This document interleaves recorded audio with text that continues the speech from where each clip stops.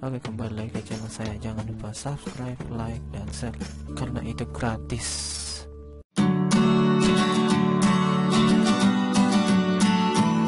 Hello smart students, how are you? We hope that we are all fine. Halo semua siswa-siswa yang sedang belajar di rumah, bagaimana kabarnya? Kita berharap semua yang sedang belajar di rumah dalam keadaan sehat ya. Selalu patuhi protokol kesehatan selama pandemi, yaitu dengan melakukan 3M. Yang pertama, menggunakan masker, menjaga jarak, mencuci tangan, dan tetap jaga kesehatan dengan rajin berolahraga dan juga menjaga pola makan. Oke, smart student, in this time we shall study English. Pada saat ini kita akan belajar bahasa Inggris bersama saya, Binawan Purba, in English Learning Series.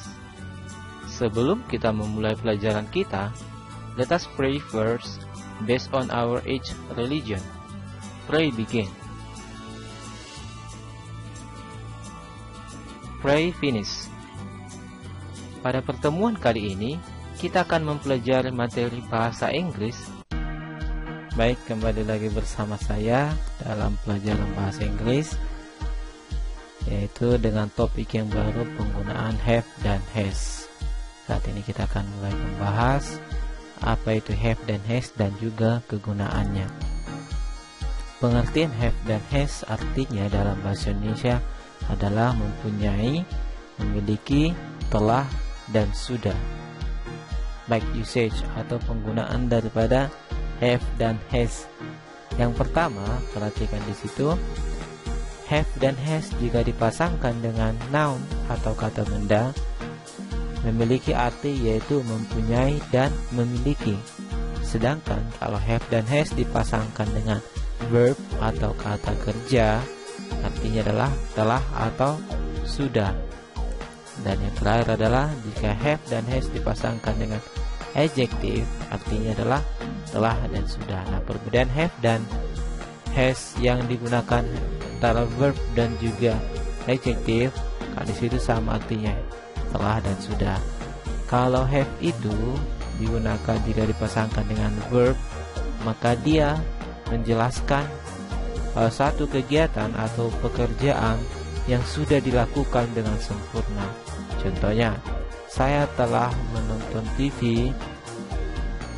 Saya telah menonton TV selama 3 jam. Artinya dia sudah mulai kegiatan itu selama 3 jam dan mungkin sampai sekarang dia masih lakukan. Atau saya sudah makan 3 jam yang lalu. Artinya dia sudah selesai melakukan aktivitas yaitu makan selama 3 jam yang lalu. Nah, itu penggunaan. Sedangkan untuk adjektif telah dan sudah, contohnya, saya sudah menjadi seorang siswa di sekolah ini selama 3 tahun ya. I have been a student as long as 3 years in the school. Seperti itu ya. Baik, penggunaan dan juga formula atau rumus di dalam menyusun ke kalimatnya kita perhatikan di slide berikutnya atau di penjelasan berikutnya. Baik, penggunaannya untuk personal pronoun. Di pelajaran sebelumnya kita sudah membahas tentang personal pronoun. Nah, personal pronoun atau kata ganti nama diri ada dia sebagai objek, ada sebagai subjek. Nah, di sini kita contohkan dia hanya sebagai subjek, yaitu I, he, she, it, dan juga we dan they. Nah, di mana artinya I adalah saya, you, kamu atau Anda. He, she, it artinya dia. Kalau he untuk laki-laki, she untuk perempuan, it untuk benda selain manusia. Nah, kalau we artinya kita dan kami. Ya, di pelajaran sebelumnya kita sudah membahas tentang perbedaan kita dan kami. Sedangkan they artinya adalah mereka. Nah, untuk penggunaan daripada has dan have jika dipasangkan dengan personal pronoun, kalau I pasangannya have, you pasangannya have, he, she, it yang 3 ini pasangannya has. Sedangkan we dan they artinya dia dipasangkan dengan have juga. Baik, itulah cara penggunaan atau pasangan daripada subjek dengan have dan juga has. Sekarang kita lihat rumus dan cara pemakaiannya dalam contoh kalimat. Baik, yang pertama untuk penggunaan dalam kata kerja. Perhatikan di situ dalam bentuk positif, negatif, dan interrogatifnya. Dalam bentuk positif, subjek diikuti dengan atau ditambah dengan have dan has. Lihat penggunaan the have dan has sesuai dengan subjeknya. Jadi kan di sini ada have dan juga has. Jadi kita berpatokan kepada subjeknya, baru diikuti dengan kata kerja bentuk ketiga atau verb 3. Di kamus ada di situ 3 bagian kata kerja, yaitu preterite atau kata kerja dasar, yang kedua past tense, kata kerja yang digunakan untuk menerangkan waktu lampau, sedangkan yang ketiga past participle atau verb 3. Nah, past participle lah yang kita gunakan di sini. Contohnya, she has watched the new film. Dia telah menonton film baru itu. Artinya dia telah menonton, dia sudah menonton film baru itu. Nah, bagaimana dengan negatifnya? Dia atau she has not watched the new film. Karena has di sini gunanya adalah sebagai pembantu, maka dia harus ditambahkan not di depan has, ya, bukan di belakang atau di depan kata kerja, tapi di depan kata kerja bentuknya, yaitu has not. Kenapa kita gunakan has? Karena subjeknya adalah she. Nah, sekarang kita ke bentuk pertanyaan. Have dan has kita pindahkan ke depan, subjek bergeser di urutan yang kedua. Contohnya, has she watched the new film? Sudahkah dia? Ya, artinya apakah dia sudah? Bisa juga, tetapi sini lebih sempurna kalimatnya. Sudahkah dia menonton film baru itu? Artinya kita menanyakan kepada seseorang apakah dia sudah menonton film baru itu. Ya, itu untuk penggunaan have dan has jika dipasangkan dengan kata kerja.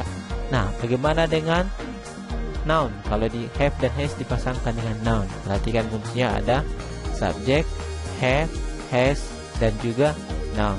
Nah, fungsi daripada have dan has di sini berfungsi sebagai kata kerja, artinya memiliki atau mempunyai. Contohnya, they have a new car. Mereka mempunyai mobil baru.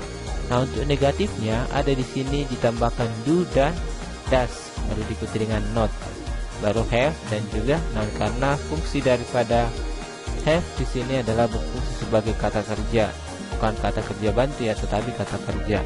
Contohnya, they do not have a new car. Mereka tidak memiliki satu mobil baru. Nah, bagaimana dengan untuk kalimat pertanyaannya? Kita tinggal pilih do atau does, ya. Do they have a new car? Kenapa kita menggunakan do? Karena they itu pasangannya adalah do, sedangkan I, you, we itu pasangannya do, he, she, it pasangannya does, ya.